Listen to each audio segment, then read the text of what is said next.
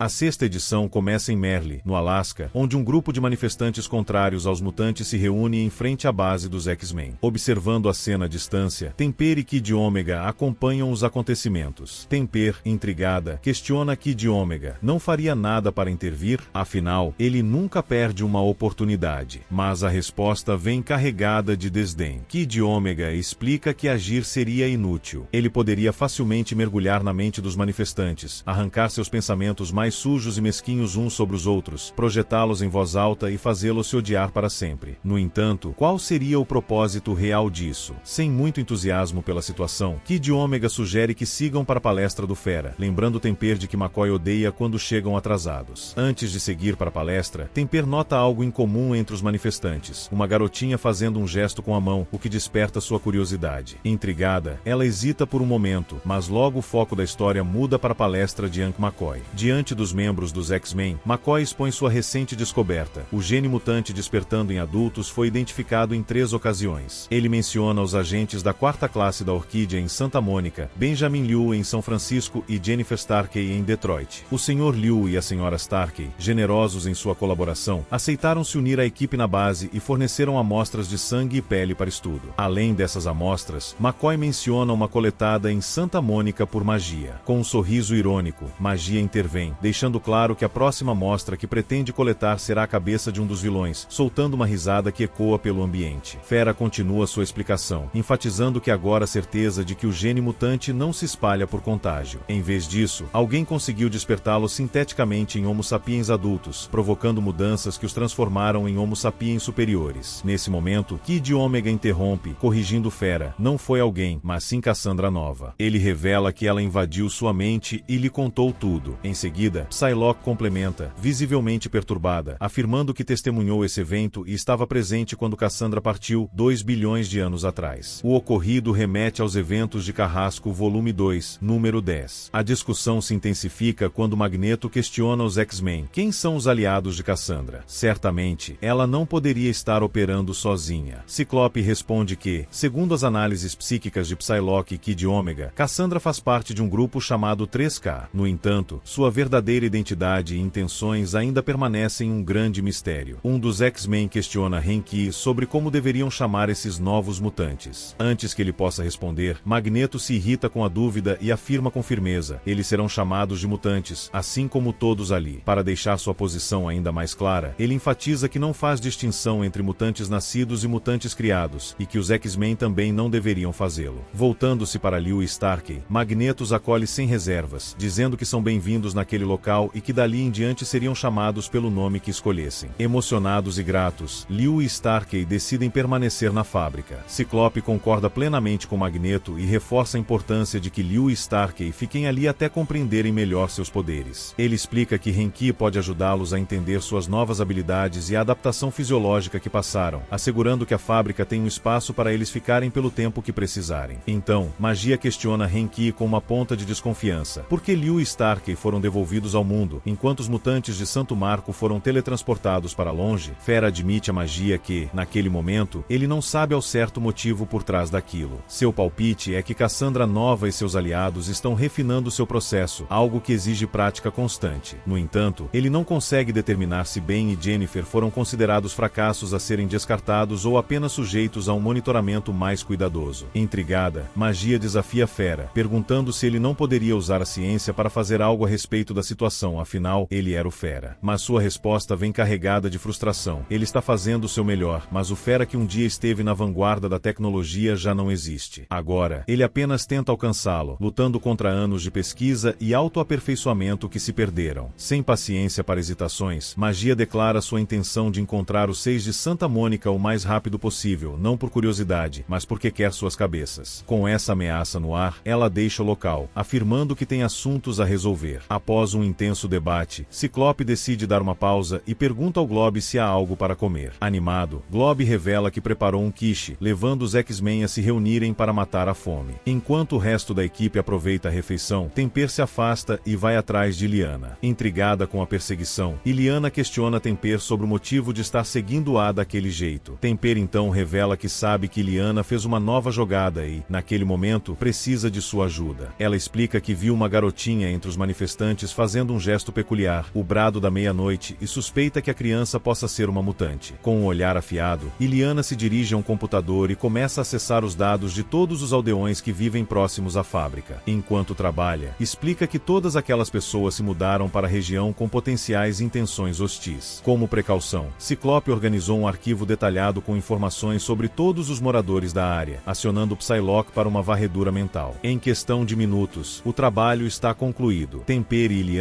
finalmente encontram a garotinha. Seu nome é Piper Cobb, filha de Rose Cobb, uma mãe solteira. Sem hesitação, Temper diz a Illyana que elas irão pegar a menina e que Illyana deve teletransportá-las diretamente para dentro da casa de Piper. Com um tom irônico, Illyana revira os olhos e comenta que podem ignorar o quanto ela detesta ser usada como um Uber, mas já consideraram que isso pode ser uma armadilha? Afinal, nada grita caos iminente como mutantes invadindo uma casa para sequestrar uma criança, potencialmente desencadeando uma guerra ou algo pior. Apesar da advertência, Magia brinca que a decisão cabe a Temper, pois ela mesma é apenas uma Uber maravilhosa e charmosa. No final, Temper decide que irá até a garota. A cena então muda para a casa de Piper, onde ela e sua mãe estão jantando. Com um olhar maternal, Rose Cobb pede à filha que coma mais devagar, pois sua comida não vai fugir do prato. Envergonhada, Piper se desculpa, explicando que estava com muita fome naquela noite. A mãe de Piper responde que talvez sua fome repentina seja apenas por causa da idade. Em seguida, ela pergunta sobre Elsa, e Piper tranquiliza dizendo que a amiga está bem, apenas sentindo um pouco de frio, afinal, sua mãe sabe como é naquela escola, onde há muitos insetos que podem transmitir doenças. Surpresa, Rose Cobb comenta que é impressionante que os insetos daquele ambiente ainda não tenham espalhado o vírus mutante entre os alunos. Enquanto isso, Illyana, com um olhar curioso, pede a Temper que lhe conte um segredo, um que ela nunca confessaria. Afinal, magia tem um preço, e como aquilo era um assunto de Temper, ela não iria pagar por ele. Sem alternativa, Temper cede e revela seu segredo. No passado, quando tinham a mesma idade, ela teve um crush no Ciclope. Voltando à casa de Piper, sua mãe toca em um assunto delicado. Pergunta se ela já conversou com seus amigos sobre se juntarem ao protesto contra os mutantes em frente à fábrica de sentinelas. A pergunta pesa sobre Piper, que fica visivelmente abatida. Em um tom melancólico, ela responde que falará com ele sobre isso novamente, embora não pareça muito feliz com a ideia. Após isso, a mãe de Piper sente um sono repentino e vai direto para o sofá, adormecendo de maneira surpreendentemente rápida, o que deixa Piper intrigada. Algo ali não parece certo. Mas antes que ela possa refletir mais sobre a situação, Illyana e Temper aparecem atrás dela, se apresentando. A cena então muda para a fábrica, onde Psylocke e Ciclope estão treinando. Enquanto observam, Fera e Magneto conversam, e Magneto comenta que aquele lugar não é exatamente a sala de perigo. Ele admite que nunca entendeu por que os X-Men eram tão apegados a esse tipo de treinamento. Fera, pensativo, sugere que talvez seja uma espécie de síndrome de Estocolmo, pelo menos é o que ele sempre suspeitou. Afinal, no início, todos ficaram aterrorizados com aquele ambiente, assim como ficaram com ele. No entanto, ele revela que agora só tem medo de uma coisa. Antes que ele possa terminar, Magneto o interrompe, afirmando com convicção que Fera não se tornará uma versão vilanesca de si mesmo. Ele garante que nem ele, nem Ciclope, permitirão que isso aconteça com Renki. Renki suspira, admitindo que entende a situação, mas confessa sua frustração. Ele quer saber mais, quer entender tudo, mas recuperar anos de pesquisa e aprendizado perdidos é uma tarefa exaustiva. Magneto, atento, questiona se a ativação artificial do Gene X poderia ter alguma utilidade para eles. Fera pondera antes de responder. Ele admite que é difícil dizer, pois estão lidando com uma complexidade genética que ele ainda não compreende totalmente. Além disso, Renki desabafa que não tem tempo para aprofundar esse estudo, ele está se esforçando ao máximo apenas para garantir que Magneto e os demais estejam protegidos, caso seja necessário curá-los. Magneto, por sua vez, compartilha sua própria frustração. Acostumado a ser muito mais, ele se vê limitado, o que o irrita profundamente. Procurando alternativas, ele pergunta a Renki se tem alguma outra ideia. Fera então sugere Fabian Cortez, mencionando que encontrou registros sobre a relação de Magneto com esse mutante manipulador de poderes. Imediatamente, Magneto rejeita a ideia, sua voz carregada de desprezo. Ele afirma que prefere ficar preso a uma cadeira do que ter que trabalhar com Fabian Cortez. De volta à casa de Piper, a garota grita, alarmada, exigindo saber o que Illyana e Temper fizeram com sua mãe. Illyana responde com calma, explicando que apenas lançou um feitiço de sono para que pudessem conversar sem interrupções. Temper tenta acalmá-la, garantindo que elas não estão ali para machucá-la. Em seguida, pergunta se Piper acha que pode ser uma mutante, mas não sabe como lidar com isso devido à sua mãe, que provavelmente não entenderia. Piper hesita antes de responder. É quase isso. Ela explica que sua mãe não é uma pessoa ruim, apenas está assustada com tudo que vê na internet sobre a praga mutante. Porém, como uma ironia cruel, Piper sente que está ali, ao lado da mãe, como se fosse parte dessa maldição. Sensibilizada, Temper abraça Piper, confortando-a e garantindo que nada daquilo é culpa dela. Então, em um tom hesitante e tenso, Piper faz uma revelação surpreendente. Ela não tem certeza se é uma mutante, mas sabe que, em um determinado momento, quase destruiu uma cidade inteira. A confissão cai como uma bomba. Illyana e Temper se entreolham, chocadas, incapazes de acreditar no que acabaram de ouvir. A cena então muda para a base dos X-Men, onde Glob, entusiasmado, pergunta a Scott se podem ter uma lavagem de louça caótica na cozinha da fábrica. Com um meio sorriso, Scott responde que eles já têm uma e se chama Quentin Quire. Na cozinha, Renki aparece e, quase sem perceber, acaba ajudando Jennifer a segurar alguns pratos que estavam prestes a cair. Glob, animado, pergunta a Jennifer se ela já escolheu seu nome mutante, mas ela responde que ainda não tem pensado muito nisso. Antes que a conversa possa continuar, Illyana e Temper entram no recinto, acompanhadas de Piper. Temper apresenta a garota a Scott e aos demais, explicando que Piper esteve em frente à fábrica mais cedo naquele dia e que há uma grande possibilidade de ela ser uma mutante. Scott, reconhecendo Piper, franze o senho e dirige um olhar sério a Temper. Ele expressa sua preocupação, afirmando que gostaria que ela tivesse avisado antes de levar uma criança para sua casa sem o consentimento de seus responsáveis. Mas Temper se mantém firme. Ela diz a Scott que não podia esperar que ele, Renki e Magneto tomassem uma decisão porque, naquele momento, Piper já era importante para eles. A tensão no ambiente cresce e então Piper, visivelmente abalada, toma coragem para falar. Em um tom grave e carregado de culpa, ela revela que a Noite de Ferro foi sua responsabilidade. Mais do que isso, confessa que foi ela quem atraiu o Sentinela Selvagem até ali, pois ele estava atrás dela. O impacto da revelação silencia a todos. E assim termina a 6ª edição de X-Men, das Cinzas.